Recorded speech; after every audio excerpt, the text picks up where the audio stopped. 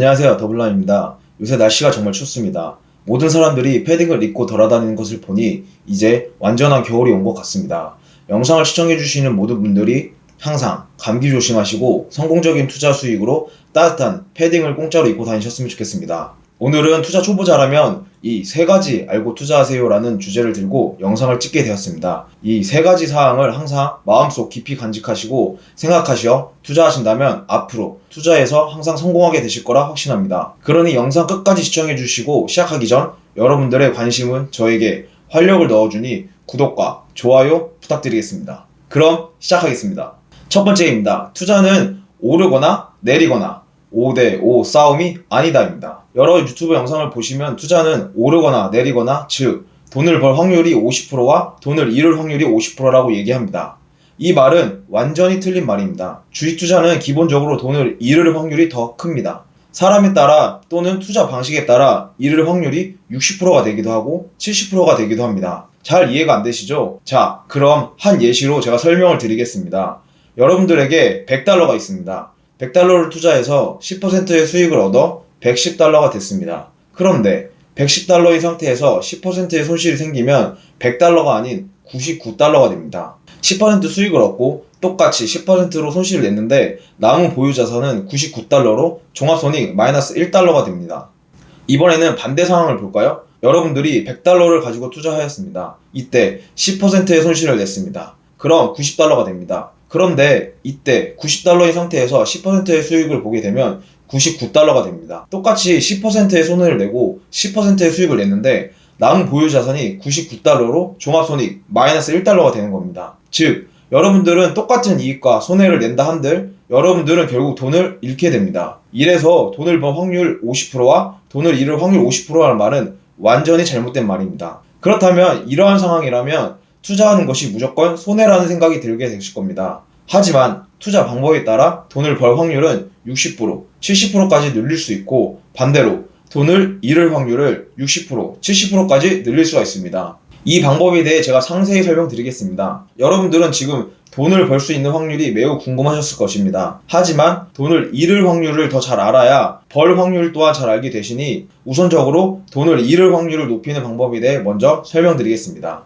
여기서 핵심 키워드는 수수료입니다. 맞습니다. 매수, 매도로 인한 수수료 이야기입니다. 단기 투자는 돈을 잃을 확률을 높여주는 투자법입니다. 잦은 매수, 매도는 거래 수수료를 지불하기에 더 큰 손해를 일으키게 됩니다. 근데 여기서 오해하지 말으셔야 되는 것은 단기 투자가 무조건 나쁘다라는 것이 아닙니다. 수익률이 좋은 전업 투자자시라면 또는 직장의 월급 이상으로 수익을 내시는 천재 트레이딩 선수시라면 단기 투자하는 것도 추천드립니다. 하지만 일반적인 직장인들 기준으로 회사 내에서 실시간으로 주식 투자를 볼 수 없을 뿐더러 퇴사하고 단기 투자를 통해 월급 이상을 만들기에는 시드머니가 작으신 분들이 많습니다. 또한 단기 투자자들 중에서 1년, 2년 또는 길게 5년 이상 시장에서 살아남으시는 분들은 간혹 있지만 결국 하락시장에서 사라지는 분들이 많아지게 됩니다. 최근 상승시장에서 단기 투자로 인해 수익을 많이 내신 분들 중 주식 하락시장을 겪어보시지 못한 분들이 너무 많은 자신감으로 인해 전업으로 하다가 망하는 사례가 많습니다. 그렇기에 저는 단기 투자를 추천드리지 않습니다.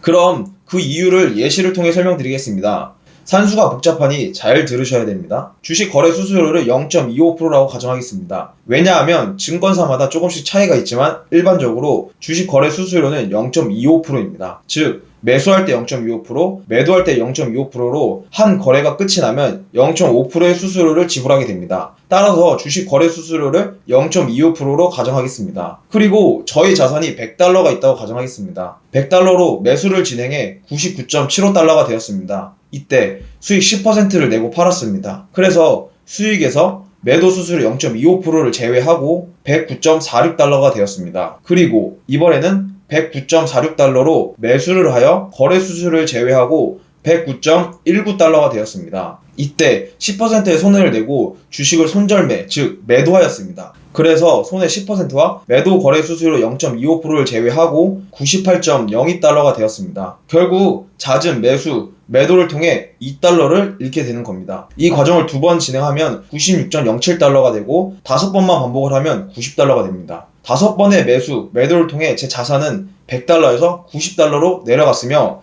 $90의 상태에서 10% 수익을 내도, 즉 은행이자 2% 기준으로 5년간 기다려도 $99로 원금 $100를 넘지 못하게 됩니다. 이렇게 잦은 매도는 돈을 잃을 확률을 60%, 70% 상승시켜주는 역할을 하게 됩니다. 그렇다면 돈을 벌 확률을 60%, 70% 상승시켜주는 방식은 무엇일까요? 그건 바로 인플레이션, 즉 물가 상승률을 여러분 옆에 두는 것입니다. 이게 무슨 말이냐고요? 물가 상승률 옆에 두라고 하신다는 말이 이해가 잘 안 되실 겁니다. 필수 소비재나 필수 소비재 역할을 하는 제품을 파는 기업에 투자를 하는 겁니다. 지금 저희가 사는 시대는 자본주의 시대, 인플레이션이 지속적으로 발생할 수밖에 없는 세상을 살고 있습니다. 꾸준하고 지속적으로 상승하는 인플레이션은 기업의 이익을 증가시키고 새로운 성장 산업과 새로운 아이디어를 창출하게 됩니다. 그렇게 자본주의 시장에서는 인플레이션이 상승하는 것을 기본 전제로 돌아가고 있습니다. 이러한 인플레이션은 주로 필수 소비재나 필수 소비재 역할을 하는 제품에서 발생하게 됩니다. 주요 소비자 물가 품목 가격 변화표를 보시면 50년 전인 1970년대 쌀 가격은 2,880원, 하지만 2020년 쌀 가격은 96,200원으로 33배나 증가하게 되는 것입니다. 이렇게 물가 상승률이 친구처럼 동반자처럼 항상 붙어있는 기업에 투자하게 된다면 매도 없이 장기적으로 우상향하는 투자가 되는 것입니다. 쌀값 기준 복리 계산을 무시하고 간단히 계산할 경우 50년간 3,300%의 수익이며 매년 66%의 수익을 내게 되는 겁니다. 이렇게 물가 상승률에 투자하는 것이 바로 모든 투자자의 아버지인 70년간 연평균 수익률 20%를 달성한 워렌 버핏의 투자 방식입니다. 실제 버핏의 투자 포트폴리오를 한번 살펴보겠습니다. 버핏의 상위 5 투자 항목을 보시면 애플, 뱅크 오브 아메리카, 아메리칸 익스프레스, 코카콜라, 크래프트 하인즈가 있습니다. 5개의 기업이 전부 물가 상승률과 함께하는 필수 소비재 또는 필수 소비재 역할을 하는 제품을 팔고 있는 기업입니다. 버핏은 애플, 즉 아이폰 투자에 비관적이었으나 그가 애플을 투자하기 시작한 것은 스마트폰이 더 이상 사람들에게 필수적인 소비재가 되었다는 것을 인정하는 2016년부터였습니다. 또한 금융업, 즉 돈이 오고 가는 은행인 뱅크 오브 아메리카와 카드 회사인 아메리칸 익스프레스에 투자하고 있습니다. 우리나라도 따지면 국민은행과 삼성카드 정도의 인지도를 가지고 있는 미국 기업이라고 보시면 됩니다. 그리고 식료품인 코카콜라와 크래프트 하인즈에 투자를 하고 있습니다. 이처럼 여러분들이 돈 벌 확률을 60%, 70%까지 올려줄 기업은 인플레이션을 친구로 두고 함께하는 기업에 투자해야 되며 주식시장에서는 지속적인 인플레이션을 일으킬 수 있는 제품을 파는 기업을 경제적 해자를 가진 기업이라고 합니다. 이러한 투자가 바로 버핏의 핵심 투자 룰 2가지 중 첫 번째, 돈을 절대 잃지 마라. 두 번째, 첫 번째 잃지 말라는 원칙을 지킬 수 있는 유일한 투자 방법이기도 합니다. 두 번째, 주식 투자 시 레버리지, 즉 부채를 사용해도 된다입니다. 여러 성공한 투자자들 중 레버리지, 즉 빚으로 투자를 절대 하지 말고 여윳돈으로 하라고 이야기합니다. 그런데 이 부분은 반은 맞고 반은 틀린 말입니다. 단, 전제 조건 하나 말씀드려야 될 것 같습니다. 그건 장기적으로 빌릴 수 있는 부채를 활용하라는 것입니다. 실제로 세계적인 투자자인 버핏, 하워드 막스, 피터 린치 등 저명한 투자자들도 부채, 즉 레버리지를 이용하여 투자를 하곤 합니다. 그렇다면 어떤 경우에 부채를 활용해야 될까요? 그건 바로 주가가 폭락했을 때입니다. 한 기업을 예시로 설명드리겠습니다. 우리 국민연금이 사랑하고 대한민국 대표 배당주인 맥쿼리 인프라로 예시를 들겠습니다. 맥쿼리 인프라를 간략하게 소개해드리면 국내 인프라 기업이며 대표적으로 인천대교를 만들고 인천대교 통행료를 받아 수익을 창출하는 기업입니다. 평균 5%의 배당료를 지속적으로 주고 있으며 10년간 400%의 수익을 보여주고 있습니다. 12월 16일 기준 가격은 13,950원이며 시가 배당률은 5.23%로 형성하고 있습니다. 그런데 2020년 3월 코로나로 인하여 주식시장이 큰 폭으로 하락할 때 이 기업은 9,260원까지 하락했으며 이때 시가 배당률 7.9%로 거의 8%의 배당률을 받을 수 있었던 시점입니다. 이때 금리 3%짜리 대출을 받아 이 기업에 투자했다면 제 돈 투자 없이 5% 수익을 공짜로 얻게 되는 겁니다. 마치 은행에서 예대마진을 활용하여 수익을 챙기듯이 저희 또한 이러한 방식을 활용할 수 있다는 겁니다. 이때 제일 중요한 것은 부동산 담보대출이나 전세대출을 활용하여 대출을 일으키셔야 합니다. 기간이 있고 반대 매매가 발생하는 신용대출을 일으키시면 안 됩니다. 또한 부동산 담보나 전세대출의 이자에 대한 부분은 연말정산 때 세금 공제해주니 세금 공제로 인한 이득을 덤으로 가져가실 수 있습니다. 하지만 여기서 이렇게 생각하시는 분들이 반드시 있을 겁니다. 부동산 담보대출이나 전세대출을 활용하여 이번에 수배의 이득을 챙길 수 있는 카카오 주식이나 LG화학 같은 기업에 투자한다면 더 큰 수익을 챙길 수 있는데 라고 생각하시는 분들이 반드시 있을 겁니다. 이것은 결과론적으로 이해하기 때문에 저희가 LG화학이나 카카오가 같은 기업을 단박에 알아채고 투자해서 수배의 이득을 챙길 수 있도록 예상하는 것은 더욱 어려울 뿐더러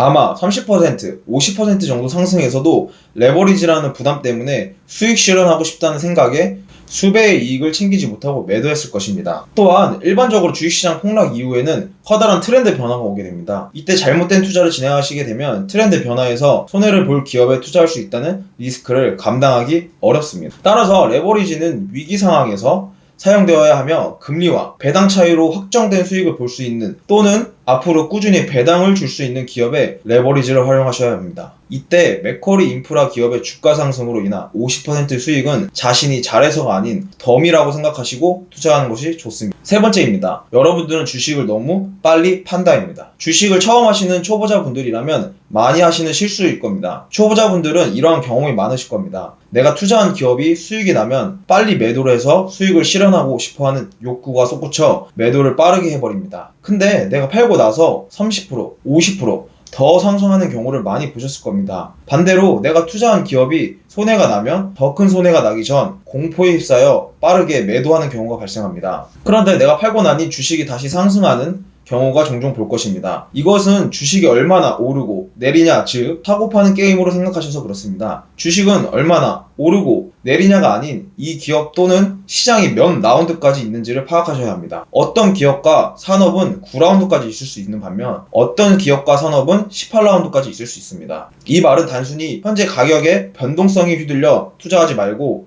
앞으로 얼마나 오를 여지가 있는지, 어디까지 성장할 수 있는지를 파악하셔야 합니다. 몇 라운드까지 있는지를 판단하셔야 무릎에 사서 어깨에서 팔 수 있으시며 반대로 무릎에서 팔고 다시 골반에서 사는 실수를 범하지 않게 됩니다. 이 기업과 산업이 몇 라운드까지 있는지 아는 방법은 절대 어려운 것이 아닙니다. 다만 시간이 다소 소요가 되긴 합니다. 세상에 공짜는 없지 않습니까? 그렇기에 투자하시기 전 기본적인 재무제표 공부와 주식 공부를 꾸준히 해주셔야 합니다. 기본적인 PER, PSR 같은 상대 기법 또는 DCF, 링과 같은 절대 기법 그리고 투자하고자 하는 기업의 산업 분석을 통해 투자를 하신다면 여러분들이 투자한 기업을 빨리 팔 경우가 사라지게 되며 부안해동 투자가 아닌 자신만의 주관을 가지고 성공적인 투자의 길에 들어서게 될 것입니다. 위쪽에 링크로 이 관련된 재무제표 보는 법 또는 주식 공부할 수 있는 방법에 대한 영상을 링크로 걸어드릴 테니 참고하시기 바랍니다. 오늘은 투자 초보자라면 반드시 알아야 할 3가지. 첫 번째, 투자는 오르거나 내리거나 5대5 싸움이 아니다. 두 번째, 주식 투자는 레버리지를 사용해야 된다. 세 번째, 여러분들은 주식을 너무 빨리 판다. 이렇게 3가지에 대해서 말씀드렸습니다. 항상 투자하실 때 이 3가지를 반드시 생각하시어 투자하신다면 보다 빠르게 성공적인 투자의 길에 들어서게 되실 겁니다. 지금까지 영상이 도움이 되셨다면 구독과 좋아요 부탁드리며 다음 영상에서 찾아뵙겠습니다. 이상 더블람이었습니다.